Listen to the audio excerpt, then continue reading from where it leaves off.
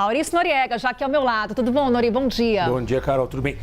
Segunda-feira quente, pois hein? É, quente. Mais do que o normal, né? Muito mais. Subiu o tom demais no Clássico Paulista, que hoje é a grande rivalidade aqui de São Paulo.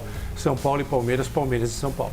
Pois é, explica pra gente o que aconteceu, Nori, porque hoje tinha torcedor do São Paulo reclamando, também tinha torcedor do Palmeiras ali entrando nesse debate, porque foi um empate em 1-1, mas um empate polêmico no Morumbi. Muito, muito polêmico. Primeiro que o jogo foi um jogo fraco, foi um jogo mais brigado, mais falado, discutido do que jogado. Houve alguns momentos de domínio do Palmeiras, outros momentos de domínio do São Paulo. A gente está vendo o gol do São Paulo, marcado pelo Alisson. Neste lance do gol, está para mim a maior polêmica e o maior erro da arbitragem do Matheus Candansan. É nessa jogada que a gente está vendo aí do Richard Rios, do Palmeiras, contra o Pablo Maia, do São Paulo. Ele atinge com força, para mim, força excessiva. É um lance para cartão vermelho. A arbitragem deu apenas cartão amarelo. Os árbitros de futebol usam os termos meio esquisitos, Carol. Força temerária, força desproporcional, ação temerária.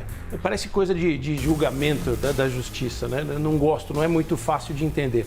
Nesse caso, para resumir, era um lance para cartão vermelho e o árbitro deu cartão amarelo. Então, é a primeira polêmica. A segunda polêmica... Então, no caso, o Palmeiras favorecido. Favorecido nesse lance, porque era para expulsão. Esse foi o lance do pênalti do gol de empate do Palmeiras, marcado com a ajuda do árbitro de vídeo. Porque no cruzamento, o Rafael goleiro sai, ele não alcança a bola e atinge a cabeça do Murilo. Para mim, acerto do árbitro, através do auxílio da arbitragem de vídeo. No campo, ele não viu isso, porque dá para perceber claramente pela direção da bola que a bola bate na cabeça do Murilo e aí, sem querer, não é um lance intencional, não é uma agressão, é uma falta de jogo. O Rafael saiu muito longe do gol, é uma bola muito difícil para o goleiro. O zagueiro do Palmeiras ganha na altura, toca na bola e depois o Rafael, com os punhos, ele dá um soco na cabeça, mas não é um soco de agressão. O pênalti, para mim, bem marcado e depois convertido pelo Rafael Veiga. Aí um acerto da arbitragem, através do árbitro de vídeo, o popular VAR. Mas também favorável ao Palmeiras. Nesse favorável, mas de forma correta. Aí ele não foi marcado no campo, o árbitro de vídeo chamou, ele foi até a beira do gramado, ao vídeo, observou, entendeu que houve realmente a falta, pênalti muito bem cobrado pelo Rafael Veiga. Aí, para mim, um acerto da arbitragem de forma geral. A questão é, presidente do São Paulo não gostou e aí foi para reclamação. Sim. Falou bastante, a gente tem inclusive um trecho do que disse o presidente do São Paulo, que reclamou muito da arbitragem depois do jogo. Bora conferir. Mas foi um absurdo. A Federação Paulista, que nós apoiamos, a Federação Paulista, que faz o melhor campeonato do Brasil, não pode atuar dessa forma. Eu vi agora o auxiliar do árbitro xingando o Caleri. Eu vi o auxiliar do Abel, que acho que é João o nome dele, rindo, ironizando. Chega do Abel apitar jogo no Paulistão.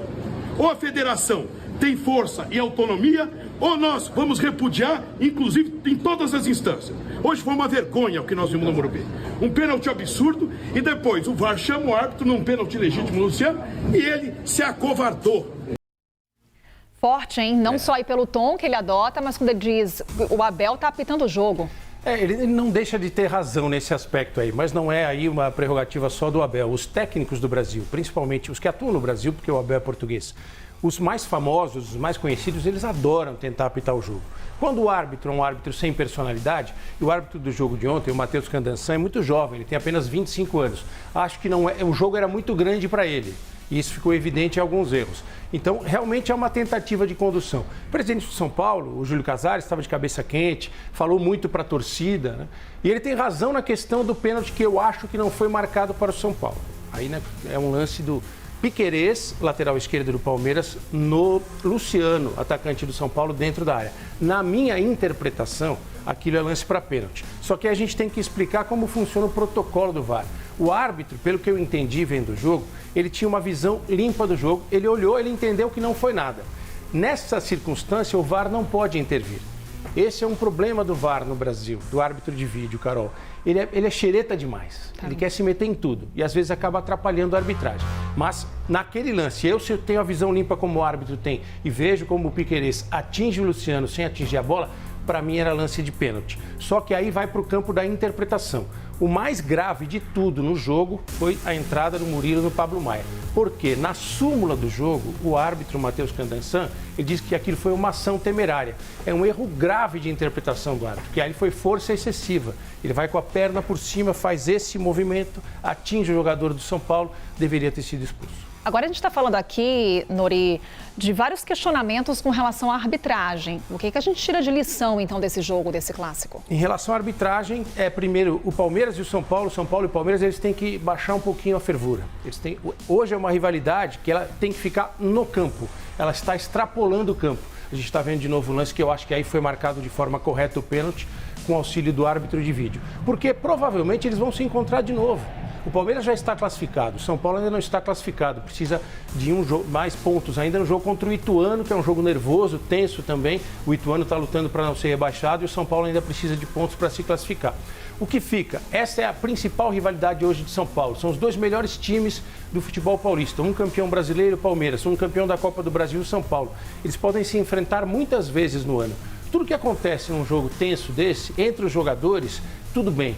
O que eu acho que bota um fogo desnecessário na disputa são declarações dos dirigentes, como essa do presidente do São Paulo. Entendo o nervosismo dele, ele tem que falar para o seu torcedor, mas ele provoca certamente uma reação, que virá uma resposta do Palmeiras. Isso vai inflamando os torcedores e criando um clima muito ruim para os próximos jogos. Agora, para a gente encerrar a conversa aqui sobre São Paulo e Palmeiras, você começou a nossa conversa aqui, Nori, dizendo, olha, o jogo deixou a desejar do ponto de vista técnico, mas estamos falando das duas melhores equipes do estado de São Paulo, segundo a tua avaliação aí, Nori. O que a gente pode dizer, então? Eles não estão mais evoluindo? Eu acho que eles podem jogar muito mais do que estão jogando. Devem jogar muito mais do que estão jogando. O São Paulo, acredito que vai conseguir a classificação para a fase de quartas de final. O Palmeiras já está classificado. O Palmeiras vai jogar muito provavelmente com a Ponte Preta na fase de quartas de final. O Santos vai jogar com a Portuguesa, isso já está definido. E falta essa definição do São Paulo. Classificando, o que eu acho que vai acontecer, cresce, melhora o desempenho. Mas são dois times que podem jogar muito melhor do que estão fazendo. E principalmente em relação ao que aconteceu ontem, dá para perceber a tensão que envolve os jogadores. Porque tem várias situações. O São Paulo reclama muito quando vai jogar no campo do Palmeiras por causa do gramado sintético. Aí o Palmeiras contratou um jogador que era do São Paulo, Caio Paulista. Isso vai mexendo não só com os torcedores, com os jogadores, com os dirigentes. É legal na questão da rivalidade saudável, mas quando extrapola, Carol, aí prejudica bastante porque pode gerar violência. Pois é, todo mundo sente, né? E o Corinthians, hein, Nori? O que aconteceu? Eu sou muito direto nisso, sem ser desrespeitoso, porque é uma opinião que eu tenho e seria igual para Palmeiras, São Paulo, Santos.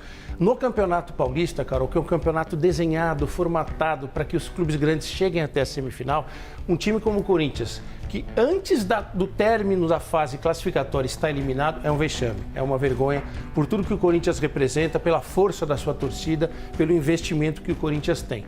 Não dá para culpar o novo treinador, o Antônio Oliveira, português, que chegou com o carro em movimento, com o avião em voo e está tentando corrigir as rotas. Mas tudo que tem sido feito no Corinthians nos últimos anos, em especial no começo dessa nova administração, acaba levando a essa situação. O Corinthians vai ficar 3 semanas sem jogar. Imagina um time desse tamanho, desse peso, com essa torcida, 3 semanas inativo. Então, o Corinthians precisa assumir que isso é uma vergonha, é um vexame e trabalhar com isso para buscar a recuperação. Nori, pediram para eu acelerar, porque eu estou empolgada aqui na conversa com o Nori. Pois é, vamos acelerar no futebol aqui. A gente está falando de São Paulo, Campeonato Carioca. O que a gente pode trazer de destaque? Já resolvido. Bela vitória do Botafogo sobre o Fluminense por 4-2, mas inútil, porque o Botafogo foi eliminado e acabou ajudando muito o Flamengo. Por quê? O Fluminense caiu para o 4º lugar. Então, o primeiro colocado, campeão da Taça Guanabara, joga contra o 4º colocado, Flamengo e Fluminense. Muita vantagem para o Flamengo pelo regulamento, por quê? Joga pelos chamados resultados iguais. 2 empates da Flamengo. O Flamengo ganha por 1-0 ou 2-0. O Fluminense ganha por 1-0 ou 2-0 no segundo jogo, passa o Flamengo. Na outra semifinal, Nova Iguaçu, que é a grande surpresa, um time pequeno que chegou, contra o Vasco, também em 2 jogos com o mesmo regulamento. A vantagem é do Nova Iguaçu. Bem, aqui aceleramos, viu, no Campeonato Carioca. Para já passar para o nosso último assunto, com aquelas imagens que eu adoro, viu, Nori? Vamos falar de surf. É Olha muito só. bonito, né? Que inveja de quem sabe surfar, cara. Pois é, eu também, viu? E aí, Gabriel Medina brilhando, vai para a Olimpíada de Paris? Sim, o Brasil conseguiu classificar mais 6 atletas no surf. O total da delegação brasileira para Paris 2024 já é de 158 atletas, todos confirmados, classificados. E no caso do surf, como no caso do skate, tem a possibilidade real de medalhas, porque o Brasil é muito forte no surf, com os meninos, com as meninas e também no skate. Notícia ótima. Não é errado a gente dizer que o Brasil também é o país do surf. Tomara, né, Nori, que venham medalhas aqui para o Brasil, quem sabe? Aí, Nori, tem aposta então também, né, que virá. Eu acho que do surf e do skate vem medalha. Que bom. Maurício Noriega, é isso, já estamos torcendo aqui, já estamos no clima de Olimpíada. Obrigada, Nori. Obrigado, Carol. Bom dia para você.